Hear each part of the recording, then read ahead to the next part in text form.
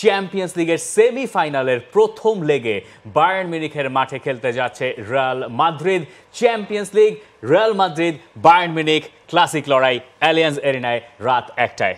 এবং বোঝাই যাচ্ছে যে রিয়াল মাদ্রিদের জন্য কিছুটা হলেও একটু ডিফারেন্ট অ্যাটমসফিয়ারে তাদের খেলতে হবে। যদিও ম্যানচেস্টার সিটির মাঠ থেকে রিয়াল মাদ্রিদ গেল সপ্তাহে যা করে এসেছে, এরপর চ্যাম্পিয়ন্স লিগ অ্যাওয়ে ম্যাচ কোনো কিছুই আসলে রিয়াল মাদ্রিদের গায়ে লাগার কথা নয়। এবং এরই সাথে যখন বায়ার্ন মিউনিখের সাথে রিসেন্ট রেজাল্টগুলো হচ্ছে রিয়াল মাদ্রিদের ফেভারে থাকে, তখন একটা বাড়তি কনফিডেন্স লেভেলও আসলে রিয়াল মাদ্রিদের থাকে। এই মুহূর্তে হয়তো ক্লাসিক ম্যাচ হিসেবে অনেকের মনে জায়গা নিয়ে নিতে পারে ম্যানচেস্টার সিটি আর রিয়াল মাদ্রিদের ম্যাচ, কিন্তু আসলে না। আসলে বায়ার্ন মিউনিখ আর রিয়াল মাদ্রিদ আগের দশকে আমাদেরকে যা যা দেখিয়েছে সেটা আমাদেরকে বলে দিচ্ছে যে আজকে একটা দুর্দান্ত ফুটবল ম্যাচ আপনি দেখতে যাচ্ছেন। তার উপরে বাংলাদেশে কাল ছুটির দিন, সবকিছু মিলিয়ে বেশ ভালো একটা ম্যাচ দেখার অপেক্ষায় বোধহয় সবাই। বায়ার্ন মিউনিখ যেভাবে আসলে আর্সেনালকে হারিয়েছে আর রিয়াল মাদ্রিদ যেভাবে ম্যানচেস্টার সিটিকে হারিয়েছে, এর থেকে মানে এবারে চ্যাম্পিয়ন্স লিগে যে এখন বাকি ম্যাচগুলো রয়েছে, ফাইনালে কি হবে পরের কথা। এই সেমিফাইনাল দুইটাও যদি আনেন, সেটা হচ্ছে যাচ্ছে সবচেয়ে ক্লাসিক একটা ম্যাচ। এবং রিয়াল মাদ্রিদের জন্য কিন্তু ওই 70,000 দর্শক অপেক্ষা করছে, ওই তারা বলে না মিয়া সান মিয়া, হ্যাঁ সেরকম একটা এনভায়রনমেন্ট, হস্টাইল একটা এনভায়রনমেন্ট ক্রিয়েট করার জন্য 70,000 সমর্থকের বিপক্ষেই খেলতে হবে রিয়াল মাদ্রিদকে। আর বায়ার্ন মিউনিখের কাছে ওই একটাই সম্বল আছে, যেহেতু তারা এরই মধ্যে বুন্দেসলিগা এবং ডিএফবি পোকাল থেকে বাদ পড়ে গেছে। তাদের সামনে এই একটাই সুযোগ, এই সেমিফাইনাল ম্যাচটা উতরে যদি তারা পরের রাউন্ডে যেতে পারে, অর্থাৎ ফাইনাল এরপরে।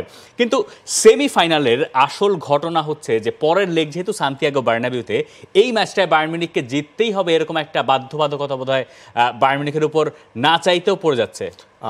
নিজেদের মাঠে, ঘরের মাঠে হচ্ছে আপনার প্রথম লেগটা বায়ার্ন মিউনিখের পড়েছে, এবং এটা কিন্তু বায়ার্নের জন্য একটা প্লাস পয়েন্ট, কারণ বার্নাবুতে যে জিতে আসা ইটস ভেরি টাফ।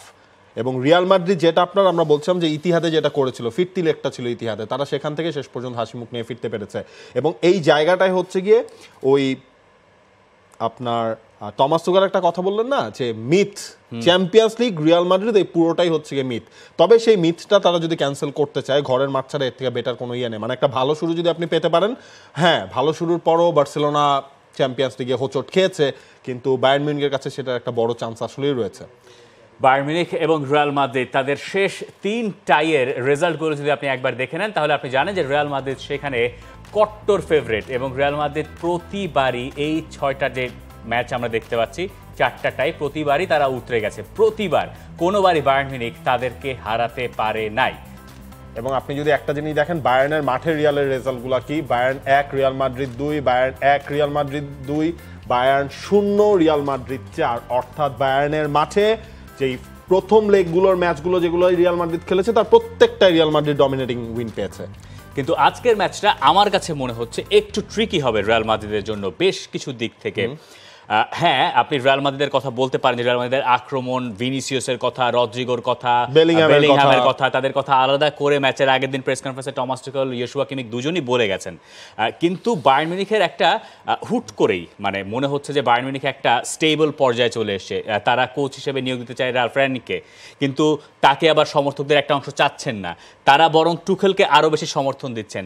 এই যে গ্যালারির মানে কি বলে এটাকে, গর্জন, যেটা বায়ার্ন মিউনিখে আছে, মানে রিয়াল মাদ্রিদে যেটা আছে চ্যাম্পিয়ন্স লিগ হেরিটেজ, সেটা বায়ার্ন মিউনিখেও আছে। ওই ব্যাপারটা যদি বায়ার্ন মিউনিখ কাজে লাগাতে পারে, এবং বায়ার্ন মিউনিখ শুধুমাত্র মাঠের খেলা দিয়ে জিততে পারবে এটা বিশ্বাস করা এই সিজনের পারফরমেন্সের হিসাবে কঠিন। কিন্তু বায়ার্ন যদি আজকের ম্যাচটায় ওই সব আবহ, মাঠে ওই যে তেড়ে ফুড়ে থাকা, ওই ব্যাপারগুলো কাজে লাগাতে পারে, আমার কাছে মনে হয় যে বায়ার্ন মিউনিখ রিয়াল মাদ্রিদকে দিতেও পারে। এবং বায়ার্ন মিউনিখের ক্ষেত্রে আসলে যেটা হচ্ছে যে রিফাত খানিকক্ষণ আগে বলছেন যে ইউরোপের 2টা সাকসেসফুল দল, তাদের আমরা যদি রিসেন্ট স্ট্যাটগুলো সহ অল টাইম হিস্ট্রিটাও যদি দেখি, সেখানেও কিন্তু রিয়াল মাদ্রিদ তারা খুব বেশি এগিয়ে কিন্তু নেই, মাত্র একটা জয় বেশি বায়ার্ন মিউনিখের থেকে। রিয়াল মাদ্রিদ যেখানে 12টা ম্যাচ জিতেছে, সেখানে বায়ার্ন মিউনিখ জিতেছে কিন্তু 11টা ম্যাচ। সুতরাং চ্যাম্পিয়ন্স লিগের all time favourite Real Madrid হলেও বায়ার্ন মিউনিখের কাছেও কিন্তু বেশ কটা শিরোপা রয়েছে। এবং গোলও আপনি যদি দেখেন, সেখানে রিয়াল মাদ্রিদের গোল 41টা, 39টা, দুটো দলই একেবারে গায়ে গা লাগানো, একদম কাছাকাছি। তাদের ভেতরে কোনো একটা দলকে এগিয়ে রাখতে হলে এই সিজনের পারফরমেন্স বা রিয়াল মাদ্রিদ যেহেতু টুর্নামেন্টের ফেভারিট ম্যানচেস্টার সিটিকে বিদায় করে দিয়ে এসছে, তারা এই ম্যাচটায় 2টাই লেগ মিলিয়ে আপনি বলতে পারেন যে তারা ফেভারিট। এবং ইনফ্যাক্ট টমাস তুখেল তিনিও ম্যাচের আগের দিন সমাধান খোঁজার চেষ্টা করছিলেন। কার সমাধান? রিয়াল মাদ্রিদের ফরওয়ার্ড লাইন আটকানোর সমাধান। তিনি আসলে যেটা বলছেন যে রড্রিগো গুরুত্বপূর্ণ গোল করে দেয়, ভিনিসিয়াসের লেফট সাইড থেকে ভেতরে ঢোকার একটা প্রবণতা থাকে, ওর ফিনিশিং দুর্দান্ত। বেলিংহাম দুর্দান্ত ফুটবলার, দারুণ উন্নতি করেছে। রিয়ালে যারা খেলে তারা চাপ মাথায় নিয়ে খেলে, তাদের ঘিরে প্রত্যাশা থাকে, আমরা সমাধান খুঁজে বের করার চেষ্টা করছি। এই জায়গায় সমাধান খুঁজে বের করাও কিন্তু এত সহজ না, কারণ For more updates, subscribe to our YouTube channel and click on the bell icon.